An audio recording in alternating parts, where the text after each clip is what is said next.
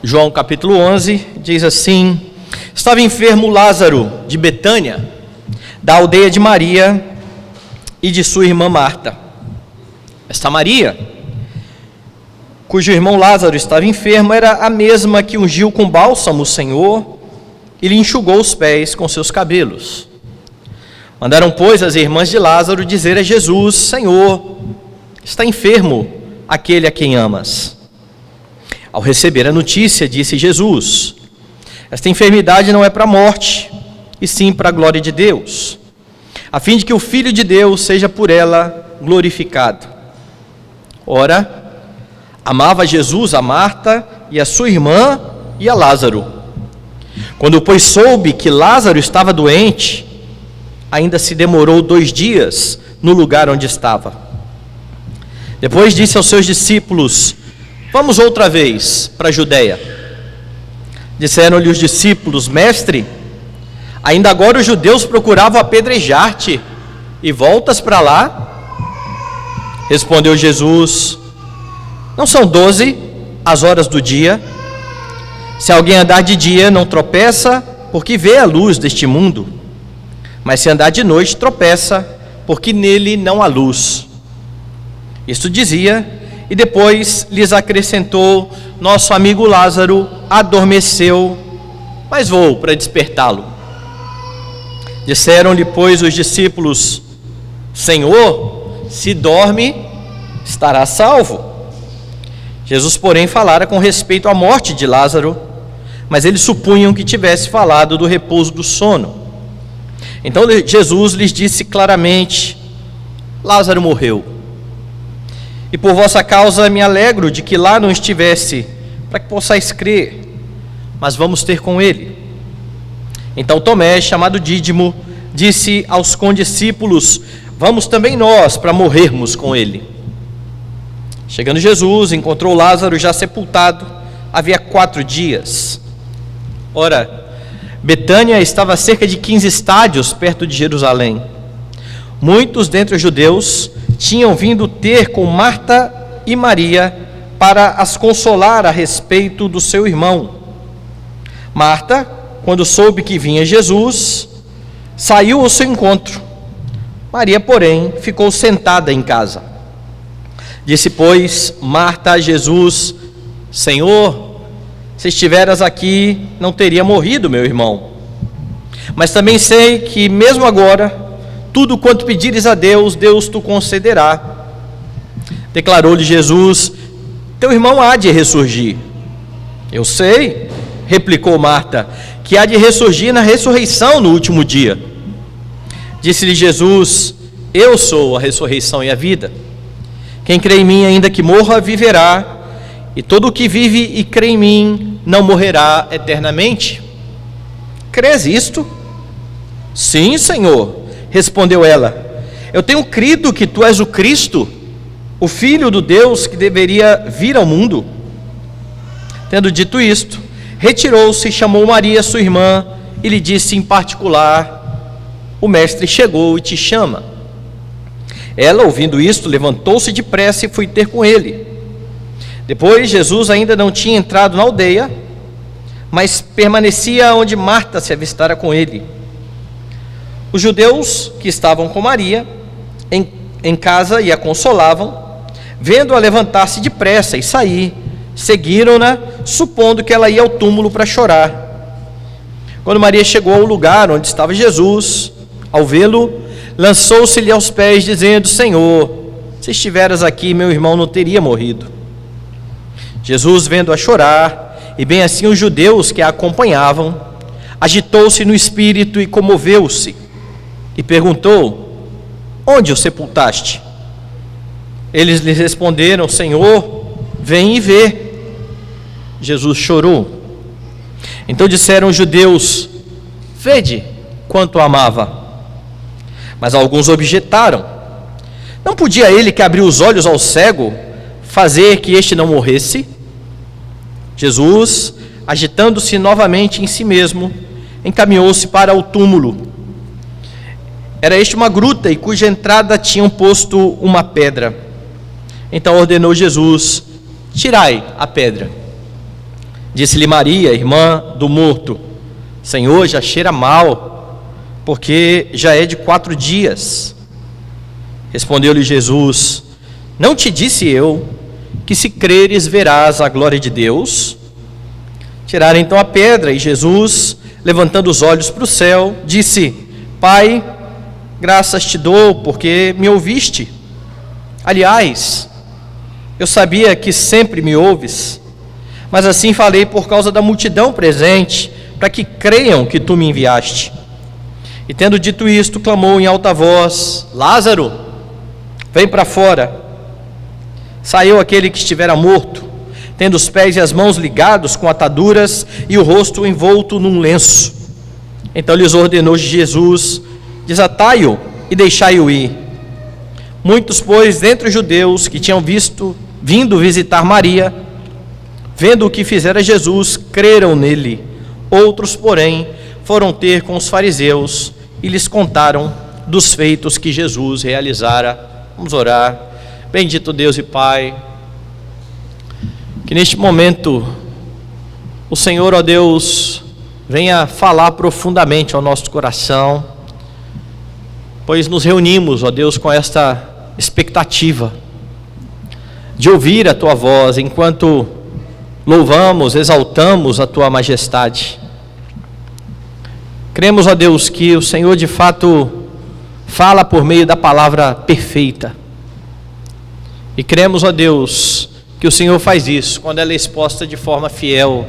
Por isso rogamos que o Senhor conceda fidelidade, para que o texto seja pregado de forma correta e que encontre, ó Deus, corações desejosos, ansiosos por ouvir aquilo que o Senhor tem a dizer nesta noite. É nossa oração, Pai, em nome de Jesus. Amém.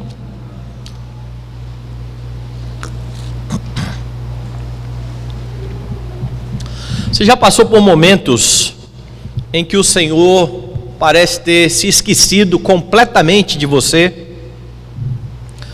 Ou você já viveu dias em que reclamou da demora de Jesus em atender alguma das suas orações, alguma das suas petições? Essa é uma experiência muito comum na vida de muitos servos de Deus, experiência que está inclusive registrada na Escritura. Quando você olha, por exemplo, o livro dos Salmos, você encontra aquele que é chamado de o homem segundo o coração de Deus, se dirigindo a Deus e questionando: até quando, Senhor? O Senhor vai se esquecer de mim para sempre? E essa expressão de Davi demonstra muito bem a angústia pela qual passava este nosso irmão. Ele não conseguia perceber o agir de Deus na sua vida em meio à situação que ele estava vivenciando. Até quando, Senhor? E diante de uma experiência assim, muitos crentes até chegam a questionar: será que Deus de fato me ama?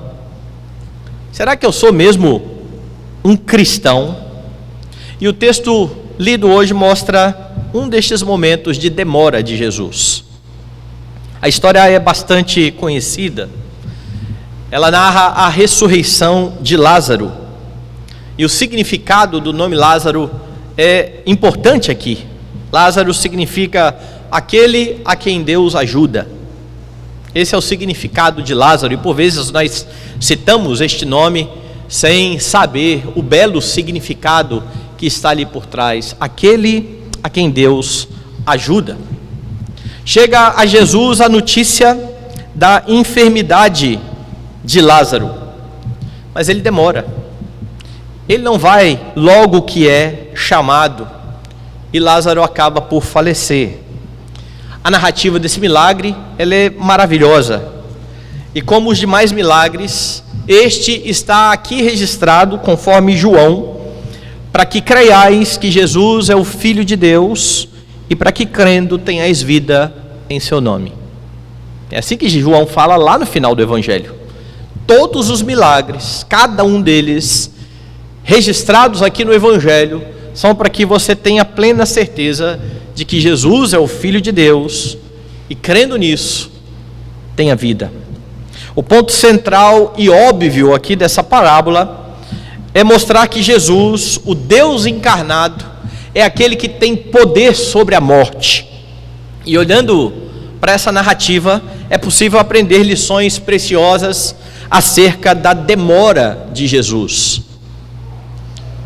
O que significa isso? E o que não significa a demora de Jesus? Primeiro, a demora de Jesus não significa falta de amor do Senhor por você. Atente à narrativa. João inicia informando a situação no verso 1. Dê uma olhada. Estava enfermo Lázaro de Betânia, da aldeia de Maria e de sua irmã Marta. Ele começa então mostrando aos seus leitores de quem ele vai falar. E no verso 2, ele então faz questão de anunciar ou de demonstrar a estes leitores de quem é que ele estava falando. Veja lá no 2. Esta Maria, cujo irmão Lázaro estava enfermo, era a mesma que ungiu com bálsamo o Senhor e lhe enxugou os pés com os seus cabelos. Mandaram, pois, as irmãs de Lázaro dizer a Jesus: Senhor, está enfermo aquele a quem amas. E a forma como João começa esta narrativa demonstra que João entendia que os seus leitores já conheciam um dos evangelhos que narrava exatamente esta história que ele está dizendo aqui. Olha, sabe quem é esta Maria? É aquela que ungiu com bálsamo o Senhor. João então está dizendo: eu não estou falando de uma pessoa desconhecida, vocês já ouviram falar desta Maria. E o que você já percebe de início aqui, pela narrativa, é que Marta e Maria tinham certeza do amor de Jesus por eles, razão de enviarem tal pedido. E desta forma, você pode aprender aqui como pedir ao Senhor, como se aproximar do Senhor. O que é interessante, porque Marta, Maria, Lázaro são uma família que, ao que tudo indica nas narrativas dos evangelhos, que recebia vez por outra a Jesus que pousava em sua casa. Imagine que Jesus, com tantos lugares para ir, quando passava por aquele local, ia lá para a casa de Marta, Maria e Lázaro. Mas elas não estão apelando para Jesus pensando em quem elas são. E isso é interessante. Elas estão apelando a Jesus não baseados no seu merecimento e dizer: somos nós, Lázaro é o nosso irmão, você nos conhece muito bem. O pedido é: Senhor, está enfermo aquele que o Senhor ama. Elas sabiam do grande amor de Jesus por toda a família.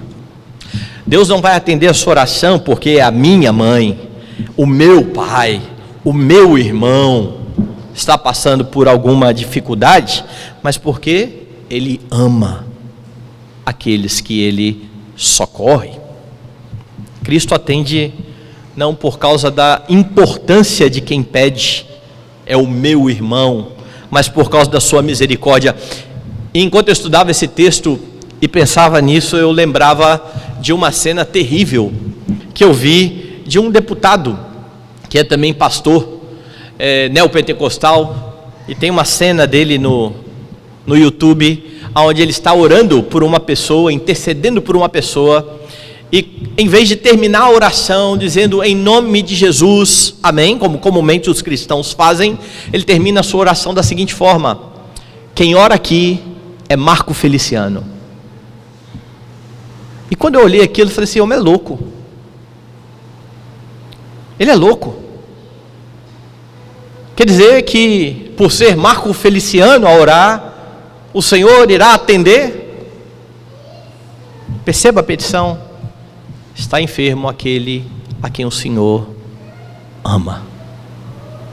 Tenha certeza, meus irmãos, do amor do Senhor por vocês, porque se você faz parte da família de Deus, você nunca deve duvidar desse grande amor, ainda que Ele demore em responder às suas petições, ainda que pareça que ele não está muito atento àquilo que você está colocando diante dele. Está enfermo aquele a quem o Senhor ama, e João não quer deixar os seus leitores com a mínima dúvida deste amor do Senhor. É por isso que, após registrar as palavras das irmãs, olha, elas mandaram dizer: está enfermo aquele a quem o Senhor ama. Ele mesmo confirma isso no verso 5, veja lá. Ora, amava Jesus a Marta, a sua irmã e a Lázaro. Mais uma vez, João confirma que é um sentimento verdadeiro, que é um amor de fato legítimo. Entretanto, ele diz que ele não foi de imediato, o que aparentemente soa contraditório, porque o texto diz: ora, amava Jesus Marta, sua irmã, e a Lázaro. Quando, pois, soube que Lázaro estava doente, ainda se demorou 2 dias. Quando você olha essas duas afirmações, você fala: mas tem alguma coisa errada aqui. De fato soa contraditório. Mas Jesus amava estes irmãos. E o amor de Jesus por esta família é visto ainda no fato de, posteriormente, ele ir até onde está a família, correndo o risco de ele mesmo morrer. Porque vai passar um tempo, Jesus vai até onde eles estão. Ele então anuncia aos discípulos, dizendo: nós vamos até lá aonde está Lázaro. Dê uma olhada no verso 7, na reação dos discípulos. Depois disse aos seus discípulos: vamos outra vez para a Judeia. Disseram-lhe os discípulos: mestre, ainda agora os judeus procuravam apedrejar-te, e voltas lá. Senhor, o senhor não está entendendo onde é esse local? Nós acabamos de sair de lá. O pessoal pegou em pedra para atirar no Senhor, e agora o Senhor quer voltar para esse local? Você tem dúvidas do amor de Jesus por esses irmãos?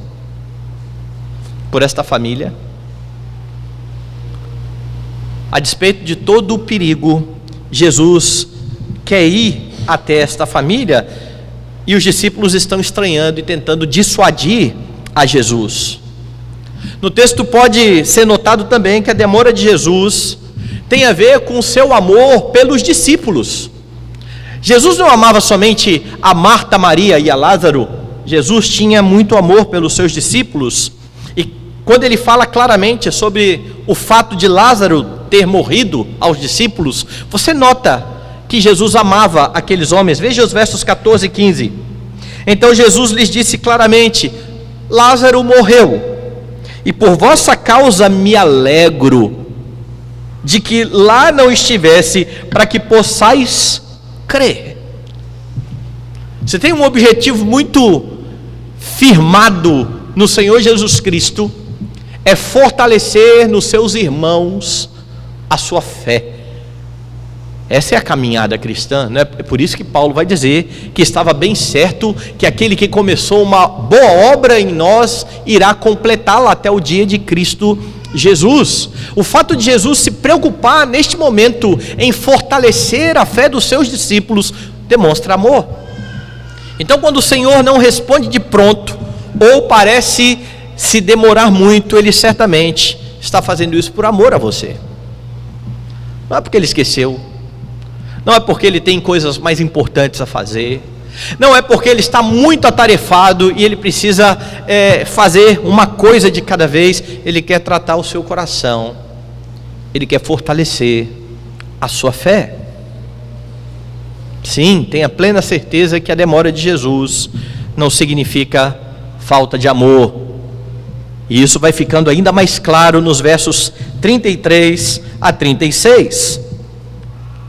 Jesus, vendo-a chorar, e bem assim os judeus que a acompanhavam, agitou-se no espírito e comoveu-se, e perguntou: onde o sepultaste? Eles lhe responderam: Senhor, vem ver. Jesus chorou. Então disseram os judeus: vede quanto o amava.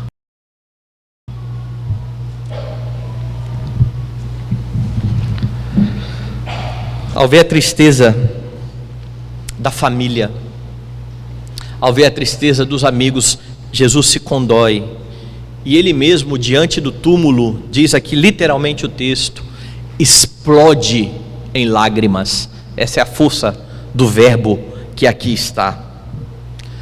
E nós costumamos citar muito esse verso nos concursos e nas gincanas. Qual é o menor versículo da Bíblia?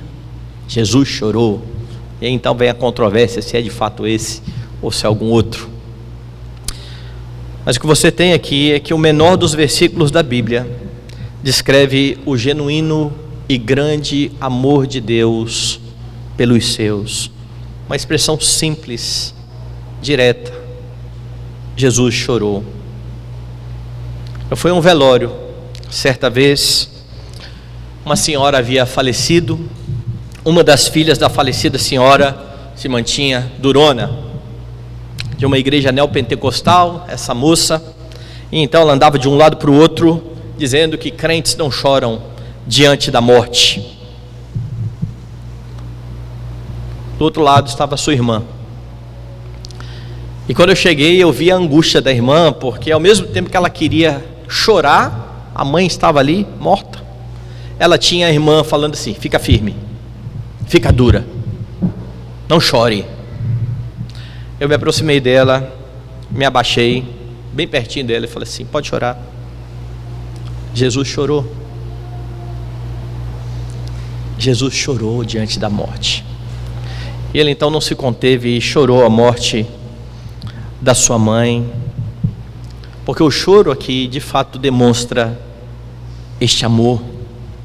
O Senhor chora diante da tragédia que é a morte, mesmo sabendo que ele iria ressuscitar Lázaro daqui a pouco. Ele sabia o que iria fazer, ele sabia o que iria pedir ao Pai, ele tinha plena convicção, e você leu isso aqui na oração, de que ele tinha certeza que o Pai o atenderia. Graças te dou, porque o Senhor me atendeu. Eu sei que o Senhor sempre me atende. Mas ele chorou. Ele amava aqueles irmãos. Diante do sofrimento, ele está chorando. E ele não está impassível diante do seu sofrimento, ainda que ele se demore. E o choro de Jesus não deixa dúvidas, meus irmãos. Como disseram os judeus, vede o quanto ele o amava. Então olhe para a Escritura, olhe para a palavra de Deus e tenha plena convicção de que o Senhor ama a você, ainda que ele se demore em responder.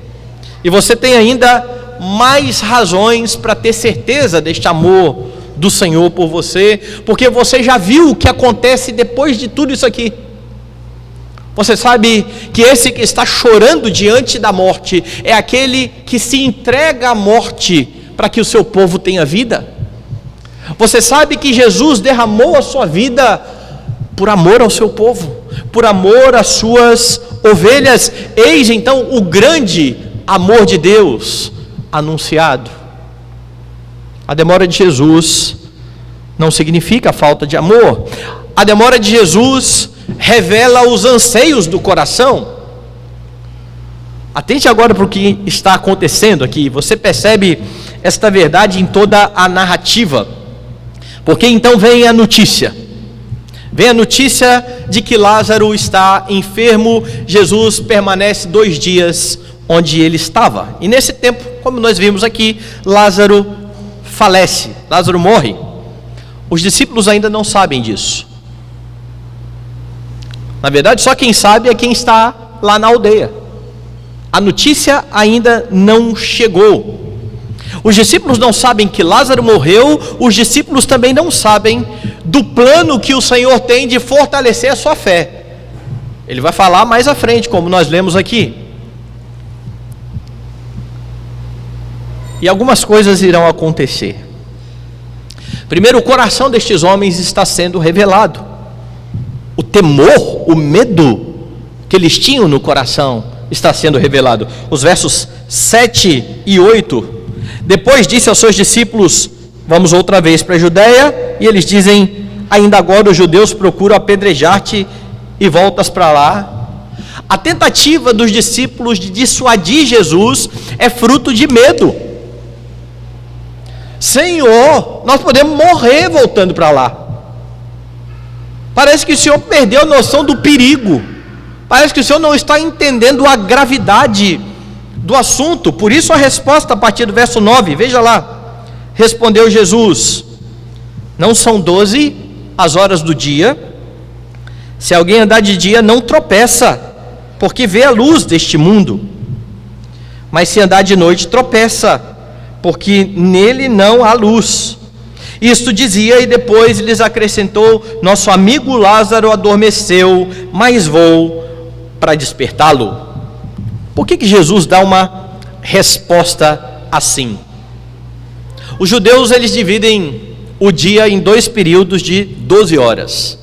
São 12 horas de luz, 12 horas de escuridão. Lembre que o dia ou a noite do judeu começa mais ou menos ali pelas 6 da tarde. O sol se põe, a noite veio. Então o dia vem quando o sol volta a aparecer. Jesus então vai usar ou se utilizar de uma ilustração pensando nisso. A ideia do que Jesus está dizendo aqui é o seguinte: o sol está iluminando todos aqueles que estão trabalhando no horário correto de se trabalhar, ou seja, durante o dia. E quem está trabalhando de dia, com a luz do sol iluminando, ele evita acidentes, ele não se machuca, porque a luz os está ali protegendo. A ideia é que a luz do sol protegeria da morte acidental ou por tropeço. Jesus quer mostrar a estes homens que, de igual forma, aqueles que andam na luz do Senhor, ou de acordo com a vontade do Senhor, não tem que ter medo. Não há acidente, eles não vão morrer antes da hora, não vai lhes acontecer nada se o Senhor os estiver guardando. É claro que Jesus não está dizendo para serem imprudentes, pois você lê Mateus 10 e Jesus é bem claro a respeito disso, mas eles não deveriam ter medo das coisas saírem fora do controle, porque o soberano Deus estava cuidando de cada um deles. Jesus está tratando o coração destes homens, o temor, o medo do coração destes homens. Mas o medo, meus irmãos, a ansiedade, ou mesmo o desespero que você venha sentir diante de dificuldades, revela exatamente isso. O seu coração não está confiante no Senhor. Jesus está triste, ele chorou, mas ele não está com medo. Ele sabe quem controla as coisas, ele sabe quem está no controle soberano de tudo aquilo que acontece. É por isso que, se você estiver bem firmado no Senhor, o medo não estará presente no seu coração. E cada circunstância pela qual você passa, incluindo, por exemplo, a demora de Jesus em responder ao seu clamor, vai servir para revelar o que há no seu coração. No caso aqui, a demora de Jesus em ir, e agora a sua ida posterior, revela o medo no coração dos discípulos. Mas veja os versos 12 e 13. Disseram-lhe, pois, os discípulos: Senhor, se dorme, estará salvo? Jesus, porém, falara com respeito à morte de Lázaro, mas eles supunham que tivesse falado do repouso do sono. Jesus tinha falado exatamente o que tinha ocorrido a Lázaro. Veja no verso 14, Jesus disse claramente: Lázaro morreu.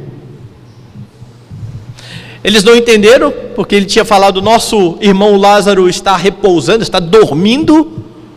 Mas então não tem problema. E é por isso que ele agora tem que falar categoricamente: não, eu estou falando que ele está morto mesmo. Agora, por que os discípulos estão interpretando desta forma?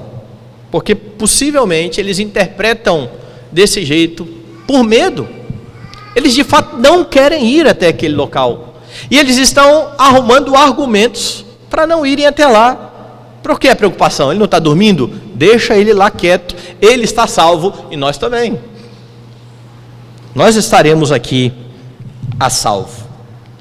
E diante da afirmação categórica de Jesus, ele morreu, mais uma vez você vê temor no coração dos discípulos. Verso de número 16. Então Tomé, chamado Dídimo, disse aos discípulos: vamos também nós para morrermos com ele. Tem outro jeito. Ele está convicto de que ele precisa ir. Ele vai morrer e nós vamos morrer junto. As palavras aqui de Tomé são palavras de desânimo, são palavras de desencorajamento, não são palavras de fé. Alguns olham para o texto e acham que Tomé está aqui com toda a sua fé, semelhante à de Pedro, dizendo assim: não, nós vamos lá e nós vamos estar juntos. Não, não é isso. Ele está de fato desestimulando, dizendo: olha, acabou, vamos morrer. O coração está exposto a medo, mas o coração das irmãs também está exposto diante das circunstâncias.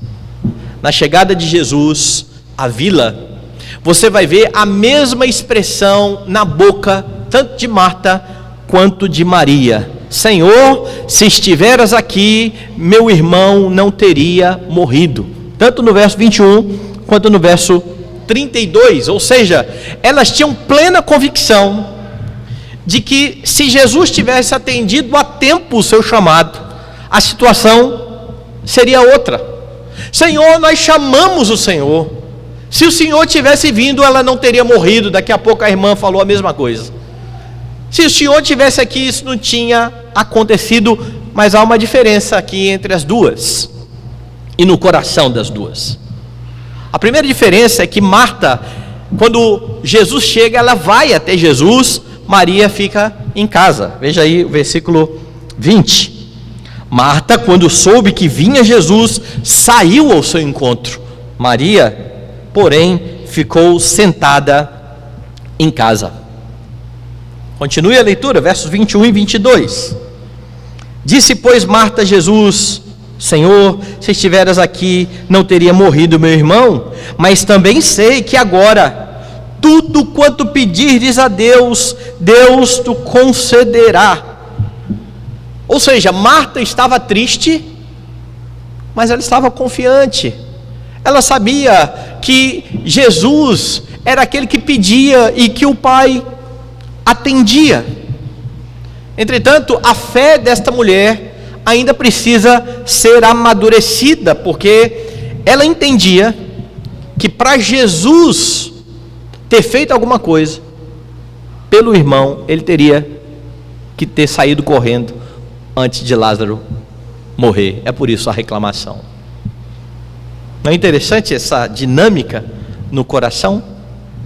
Jesus vai mandar chamar Maria, e o texto diz que ela vai a toda pressa. Veja agora o verso 28 em diante. Tendo dito isso, retirou-se, chamou Maria, sua irmã, e lhe disse em particular: o mestre chegou e te chama. Ela, ouvindo isto, levantou-se depressa e foi ter com ele, pois Jesus ainda não tinha entrado na aldeia, mas permanecia onde Marta se avistara com ele. Os judeus que estavam com Maria em casa e a consolavam, vendo-a levantar-se depressa e sair, seguiram-na, supondo que ela ia ao túmulo para chorar. Quando Maria chegou ao lugar onde estava Jesus, ao vê-lo, lançou-se-lhe aos pés, dizendo: Senhor, se estiveras aqui, meu irmão não teria morrido. De novo, a convicção era a mesma, certo?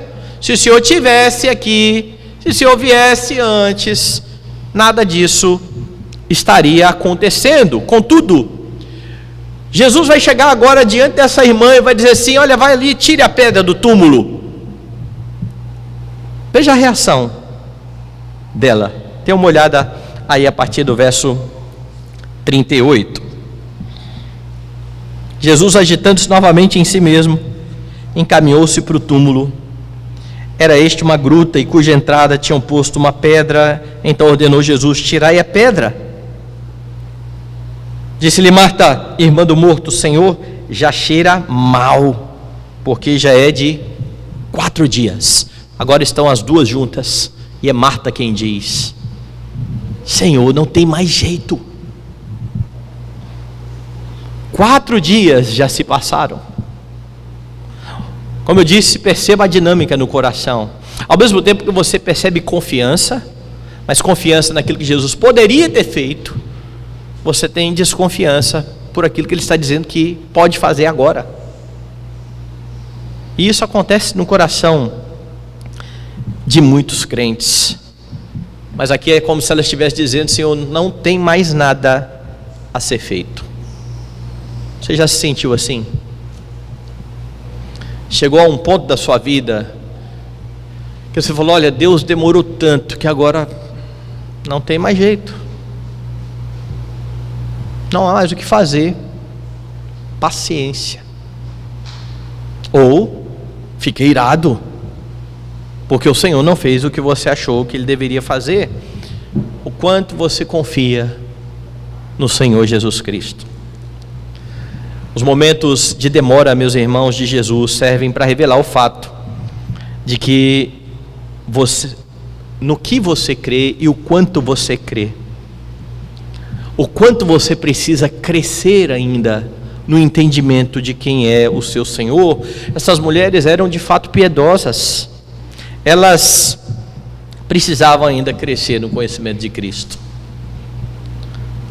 Elas precisavam conhecer mais o seu Redentor, mas antes disso acontecer, os seus corações precisavam ser expostos. E essa é a dinâmica do Senhor para com seus filhos. Ele expõe o coração dos seus filhos, para que eles tenham entendimento do que eles precisam crescer. Porque, como eu costumo sempre falar aqui, nós somos muito presunçosos à semelhança de Pedro. Nós somos do tipo assim: não, todo mundo pode negar o Senhor, eu nunca vou negar. Por vezes nós não avaliamos e entendemos que nós temos capacidade de negar o Senhor, de titubear na fé. E é por isso que as circunstâncias adversas são colocadas na vida. Porque quando as pressões da vida apertam o indivíduo, o coração dele é colocado para fora, é exposto. Nós vemos, e por vezes falamos assim: eu não pensei que eu seria capaz disso. Agora você sabe, porque agora você experimentou uma circunstância adversa. Marta e Maria, crentes no Senhor, piedosas, amigas de Jesus, precisavam crescer na fé. Mas o coração dos judeus também é revelado. Veja lá no verso 36, a primeira declaração dos judeus: vede quanto o amava, quando Jesus chorou. E logo em seguida, mas alguns objetaram: não podia ele que abriu os olhos ao cego fazer que esse não morresse? Que amor é esse? Se amasse, tinha evitado a morte. A frustração aqui, por causa de um desejo não atendido, e por vezes os crentes se dirigem ao Senhor Deus dessa forma, em forma de murmuração: se o Senhor me amasse, não deixaria eu passar por isso. Recentemente nós vimos alguns textos mostrando isso. Por exemplo, Elias, quando Deus questiona Elias dele ter andado aqueles 40 dias e se escondido na caverna, dizendo: o que você está fazendo aqui, Elias? Eu tenho sido zeloso pelo Senhor, e é assim que o Senhor me paga? Essa mulher está aí me perseguindo? Ou os discípulos, quando entram no barco com Jesus Cristo, por ordem do Senhor Jesus Cristo, e aquele barco começa então a enfrentar problemas, e Jesus está ali dormindo, e eles chegam ali dizendo: o Senhor não liga para a gente, que negócio é esse? A onda está pegando aqui, vai virar tudo, o Senhor está aí dormindo, o Senhor não se importa conosco. É isso que está saindo do coração destes homens. Por que que ele não fez isso? Ele tem poder para isso.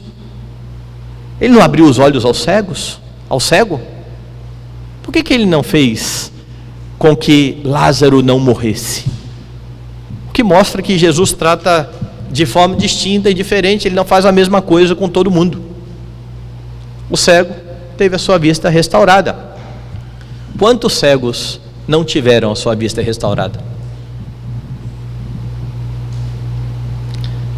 Mas se Jesus é poderoso para abrir o olho ao cego, ele tem que ser poderoso para evitar o meu sofrimento. Por que fez com ele e não fez comigo? E isso demonstra que para muitos, Deus só os ama se ele responder exatamente do jeito que eles querem. Senhor, me dê isso. E Deus diz: não, é porque o Senhor não me ama. Há filhos que tratam assim com seus pais, não é? Eles acham que toda a negação do pai é falta de amor. Talvez hoje você seja pai e esteja lembrando de muitas vezes que você pensou assim do seu. Quando algo era negado, você fala assim: pai, minha mãe não gosta de mim, não, meu pai não me ama. E hoje você é pai e você sabe como que funciona a dinâmica. E então você fala: que menino mal agradecido. Será que ele não vê tudo que eu fiz até hoje na vida dele? Não, ele não vê, ele só vê que você negou algo para ele. Do mesmo jeito que eu e você esquecemos muitas vezes tudo que o Senhor já nos deu e nos concentramos naquilo que ele disse que não nos daria, no momento em que ele não agiu quando eu achei que ele deveria agir. Então eu viro um menino birrento dizendo: o Senhor não me ama, porque se o Senhor me amasse, o Senhor teria feito o que eu pedi. Meus irmãos, a demora de Jesus revela o seu coração. E mais, a demora de Jesus sempre trará glória ao Pai. Já está claro aqui que Jesus amava Lázaro e a sua família, não tenha dúvidas disso, não tenha dúvidas do amor do Senhor por você. Jesus ama a você, mas Jesus ama mais o Pai dele. Jesus ama mais a glória do Pai, e a demora de Jesus não era sem razão. Volte lá no verso 4. Ao receber a notícia, disse Jesus: esta enfermidade não é para a morte, e sim para a glória de Deus, a fim de que o Filho de Deus seja por ela glorificado. Existe uma razão para a demora. Existe uma razão gloriosa: o engrandecimento e a glória do Pai e do Filho. Deus tinha seus propósitos com a demora de Jesus, com a morte de Lázaro, a sua própria glória. E o interessante é que nesse processo de dar glória ao Pai, os filhos de Deus também são fortalecidos na fé. O objetivo primeiro de Jesus é glorificar o seu Pai, mas ao mesmo tempo em que glorifica o Pai, ele está fortalecendo os seus filhos. Ele está fortalecendo a fé dos discípulos, ele está tratando a fé das irmãs, ele está levando muitos a crer. É isso que você percebe aqui nesse texto. Veja, por exemplo, o verso número 15. 14 e 15. Então Jesus lhes disse claramente: Lázaro morreu, e por vossa causa me alegro de que lá não estivesse, para que possais crer. Mas vamos ter com ele. Faça então a conexão agora. Esta morte é para que Deus seja glorificado. Como é que Deus vai ser glorificado? Com as pessoas crendo nele, levando muitos à fé. É por isso que Jesus está aqui alegre pelos discípulos que não estavam no momento em que Lázaro faleceu. Ele vai se entristecer diante do túmulo de Lázaro, não é fingimento, mas aqui ele se alegra pelos discípulos que serão fortalecidos. Pai e filho seriam glorificados, os crentes seriam de fato edificados. E aqui é impossível você não lembrar, por exemplo, do breve catecismo de Westminster e da forma como os puritanos resumem toda essa dinâmica cristã. Qual é o fim principal do homem? O fim principal do homem é glorificar a Deus e ter alegria nele para sempre. Ao mesmo tempo em que o homem glorifica a Deus, ele se alegra em Deus.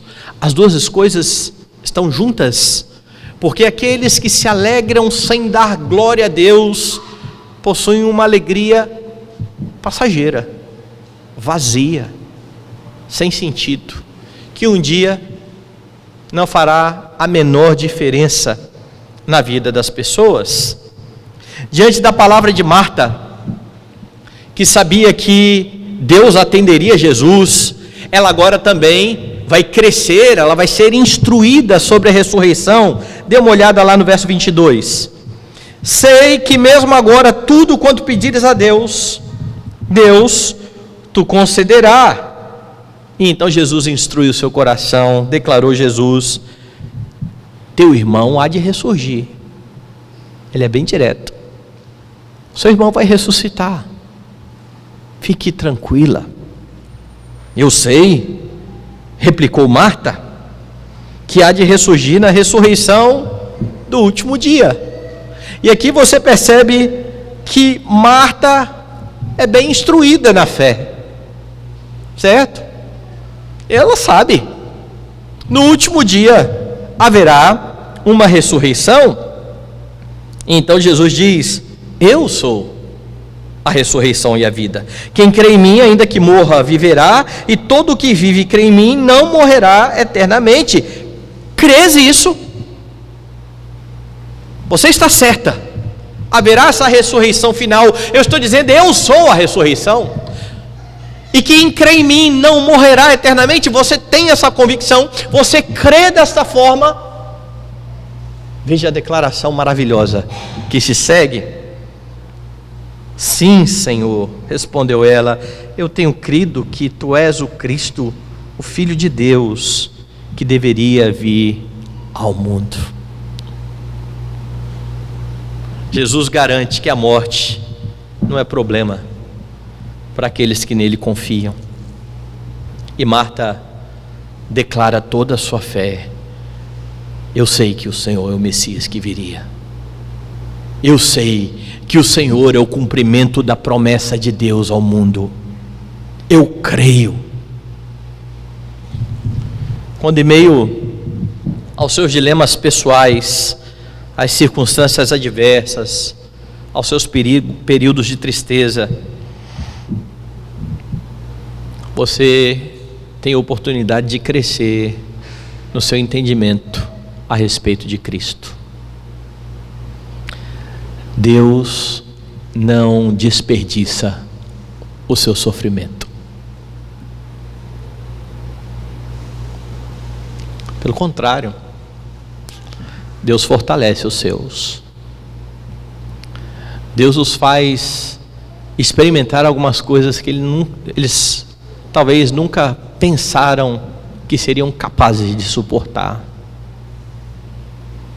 Porque convenhamos, irmãos, quando olhamos para as Escrituras e vemos, por exemplo, a história de Jó, você teria condição? Eu falei, eu acho que não. Mas Jó também não. Na verdade é Deus que está abençoando a Jó e fortalecendo a Jó. E Ele fortalece a você, e Ele fortalece a sua fé.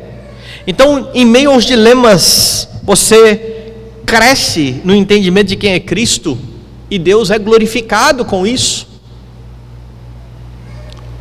O Senhor é glorificado quando os seus filhos amadurecem.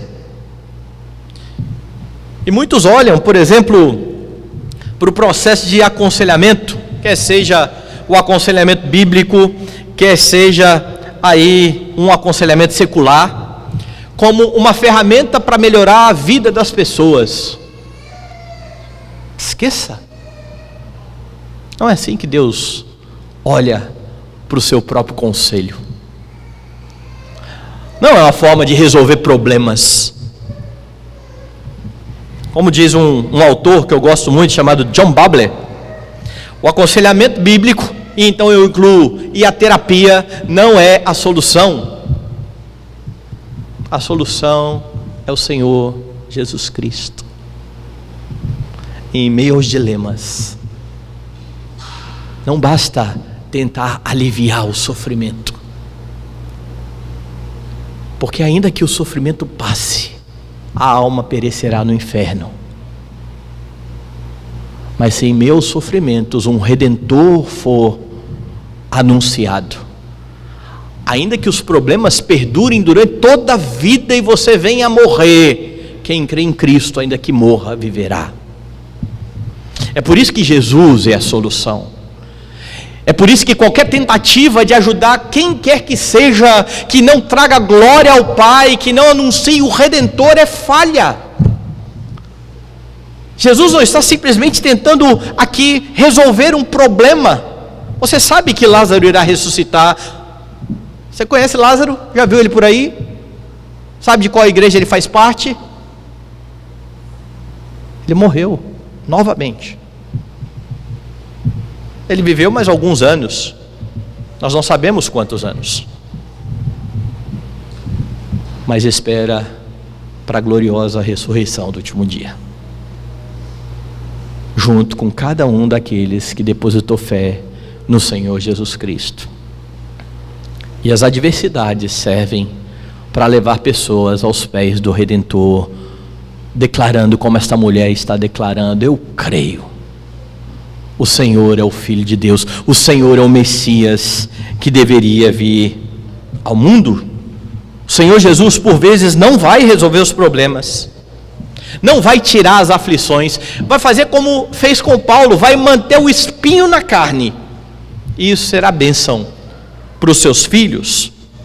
O que ele faz é amadurecer os crentes, para que eles consigam responder às circunstâncias adversas de uma forma piedosa, que glorifique ao Pai que está nos céus. Marta está sendo fortalecida, Maria também vai ser fortalecida e instruída na fé junto com a sua irmã. Mas há um pouco mais aqui, também a respeito da própria Marta. Volte lá para o versículo de número 39. Então ordenou Jesus: tirai a pedra. Disse-lhe Marta, irmã do morto: Senhor, já cheira mal, porque é de 4 dias. E agora Jesus, que já instruiu a respeito de ele ser a própria ressurreição e a vida, vai dar uma prova categórica para esta mulher. E então ele pergunta, respondeu Jesus: não te disse eu que, se creres, verás a glória de Deus? Eu não te falei há pouco? Eu não instruí há pouco? E então eles tiram a pedra. Jesus eleva os seus olhos ao céu e ora, dá graças ao Pai, ressuscita a Lázaro. E o que é interessante aqui, verso de número 41, ele levanta os olhos e diz: Pai, graças te dou, porque me ouviste. Aliás, eu sabia que sempre me ouves, mas assim falei por causa da multidão presente, para que creiam que tu me enviaste. E aqui você tem Jesus em seu papel de sacerdote, intercedendo pelos seus. Eu não tenho a menor dúvida de que o Senhor me ouve. Talvez muitos aqui tenham. E o Senhor agora será glorificado. Muitos virão a crer quando o Senhor atender a minha petição. Jesus é amado do Pai, e Ele é o seu intercessor. E é Ele quem está ao lado do Pai, clamando por você de dia e de noite. Então este homem é ressuscitado, Deus é glorificado na ressurreição, o Filho é glorificado e crido. Veja o verso 45: muitos, pois, dentre os judeus que tinham vindo visitar Maria, vendo o que fizera Jesus, creram nele. E aqui no texto já está categórico que o Pai atende o Filho e que ele cumpre os seus propósitos. Porque a oração do Filho: eu fiz isso para que eles creiam no seu nome. Eu estou pedindo assim, para que assim que aconteça eles creiam. E eles estão crendo. Eles são levados à fé. Eles confiam no Senhor Jesus Cristo. A glória do nome de Deus sempre trará bênção aos filhos de Deus. Então lembre-se, Jesus está preocupado e comprometido primariamente com a glória do Pai, quando ele parece demorar, quando os problemas se amontoam. Tenha essa convicção: Deus será glorificado. Mas há algo mais para o qual eu quero chamar a sua atenção, porque eu já disse aqui que Jesus amava Lázaro e sua família, mas que ele amava mais ao seu Pai, e isso determina a forma como ele se comporta, a forma como ele age. Você vai agir de acordo com aquilo que está em seu coração. O maior amor que há no seu coração irá mover a sua vida. Se você amar mais a Deus, você vai agir de uma forma. Se você amar mais a você e aos outros, você vai agir de outra forma. Veja que interessante. Todo mundo aqui tem expectativas sobre Jesus Cristo. Veja o verso 3 de novo. Mandaram, pois, as irmãs de Lázaro dizer a Jesus: Senhor, está enfermo aquele a quem amas. Está enfermo aquele a quem amas. Você consegue perceber a expectativa desse pedido? Você está aqui no culto. Se chegasse alguém da sua casa correndo, te colocasse a mão dizendo assim: olha, meu pai acabou de falecer, ou meu pai, nosso pai, eu creio que você levantaria e sairia correndo. A gente faz isso por coisa muito menor do que essa. Sai do culto. A expectativa é: nós vamos falar que aquele que Jesus ama está doente, ele virá correndo. E João narra de forma extraordinária, eu acho, porque João diz assim, verso 4: ao receber a notícia, disse Jesus: esta enfermidade não é para a morte, sim para a glória de Deus, a fim de que o Filho de Deus seja por ela glorificado. Ora, amava Jesus a Lázaro, a Marta, Jesus a Marta, a sua irmã e a Lázaro. Quando, pois, soube que Lázaro estava doente, parece que João vai dizer, Jesus largou tudo e saiu correndo, e fala, ele ainda demorou 2 dias. Você fala, que não tem lógica isso aqui. Que amor é esse? Que negócio é esse? Por que Jesus não saiu correndo? Por que ele não deixou tudo para trás? Porque ele não tem compromisso com a expectativa das irmãs. Ele tem compromisso com a expectativa e com a glória do seu Pai. E talvez você precise aprender um bocado a respeito disso, porque você também na sua vida não é responsável por suprir expectativas alheias. Você é chamado para glorificar a Deus. E a causa de muitos dos nossos problemas e dilemas é esse nosso entendimento de achar que nós somos os responsáveis pelo benefício dos nossos filhos, pelo bem-estar da esposa, do esposo, da igreja, dos amigos. Nós é que mantemos o mundo em harmonia e nós achamos que todo mundo espera isso da gente. E nos frustramos. Eu aconselhei um rapaz que chegou no meu gabinete acabado, e ele já estava há algum tempo tomando remédios, muitos remédios, para uma depressão que já o perseguia há algum tempo. E eu comecei a conversar com ele, perguntando sobre a sua vida, e uma das coisas que ele falou no aconselhamento foi assim: pastor, na minha família eu sempre fui visto como alguém especial, como alguém diferenciado. Era assim que meus pais me tratavam. Então eu fui para a escola, e quando eu cheguei na escola eu comecei a perceber que eu não tinha nada de diferente. Na verdade eu era muito pior do que alguns outros. O problema é que meu pai acha que eu sou bom, e eu tenho muito medo de decepcionar o meu pai. E ele convivia com todo esse peso em cima dele, achando que ele era a causa do pai ser feliz. Eu abri esse texto com ele, mostrei a ele as atitudes do Senhor Jesus Cristo, para com as expectativas alheias. E o que eu disse a ele foi o seguinte: amigo, eu sei que não é todo mundo que é nota 10, até porque se todo mundo fosse nota 10, não existia nem essa expressão nota 10. Qual é a sua nota? Você acha que você é um nota 8? Se você é nota 8, meu amigo, seja nota 8. Tire 8. Não tire 7, não tire 6. Tire 8. Não negligencie a capacidade que o Senhor Deus te deu, mas não se cobre além do que o Senhor Deus te deu, e só porque o seu pai quer isso. Talvez o seu pai precise vir aqui para falar sobre as expectativas dele. Mas não é você que vai fazer o seu pai ser feliz. Seu pai tem que entender isso. Só que quando nós vivemos tentando suprir as expectativas dos outros, chega um momento que nós não suportamos, é muito peso. Então faça como Cristo, viva para a glória de Deus.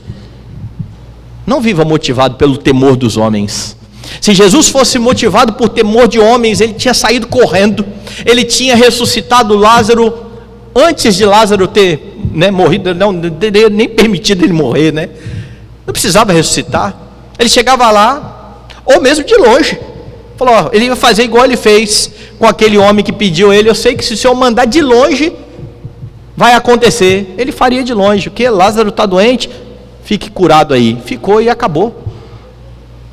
E com isso, nada do que nós vimos aqui aconteceria. Corações não seriam tratados, Deus não seria exaltado, pessoas não iriam à fé. Tenha em mente que você vive para a glória do Senhor Deus. Faça tudo o que é sua responsabilidade. Tire das suas costas o peso que outros tentam te colocar. Lance sobre Jesus. Ele disse para fazer isso. Então, pode fazer tranquilamente. Como é que você se comporta diante da demora de Jesus? A demora de Jesus não significa que Ele não ama você. Então, se em momentos difíceis você for tentado com esse pensamento, lembre-se daquilo que nós cantamos aqui nessa noite e que foi dito por Paulo lá em Romanos. Abra lá Romanos capítulo 8 de novo, 35. Quem nos separará do amor de Cristo? Será tribulação, ou angústia, ou perseguição, ou fome, ou nudez, ou perigo, ou espada? Como está escrito, por amor de ti somos entregues à morte o dia todo. Fomos considerados como ovelhas para o matadouro. Em todas estas coisas, porém, somos mais que vencedores por meio daquele que nos amou. Porque eu estou bem certo de que nem morte, nem vida, nem anjos, nem principados, nem as coisas do presente, nem do porvir, nem os poderes, nem a altura, nem a profundidade, nem qualquer outra criatura poderá separar-nos do amor de Deus que está em Cristo Jesus, nosso Senhor. Não duvide do amor de Cristo por você. A demora de Jesus sempre revelará os anseios do seu coração. Então, em meio às adversidades, aproveite para olhar o seu coração. Perceba como você tem reagido, e se você vir pecado no seu coração, clame a Deus misericórdia e diga: Senhor, me perdoa, me ajude a ser piedoso, me ajude a honrar ao Senhor, mesmo quando as coisas saem do jeito que eu não quero, porque nós não somos desculpados dos nossos pecados em meio a circunstâncias adversas. Seu coração será revelado. A demora de Jesus sempre glorificará o Pai. Na ressurreição de Lázaro, ficou claro que Jesus, enviado pelo Pai, tem poder sobre a morte. O Pai é glorificado quando pecadores confiam na obra do Filho. O Pai será glorificado de uma vez por todas quando a morte finalmente for aniquilada de uma vez por todas por aquele que a matou na cruz. Porque foi isso que Jesus fez na cruz. Na cruz, Jesus matou a morte. Em Cristo, ainda que Ele demore a agir em meio às suas aflições, ainda que Ele não livre você das aflições, e você venha experimentar inclusive a morte, você precisa ter plena convicção de que quem vive e crê em mim não morrerá eternamente. Jesus é o Deus bendito. que por vezes aos seus olhos parecerá demorar. Mas saiba que Ele está cumprindo integralmente e exatamente e pontualmente a agenda do seu Pai. E tudo isso trará glória a Deus na salvação de pecadores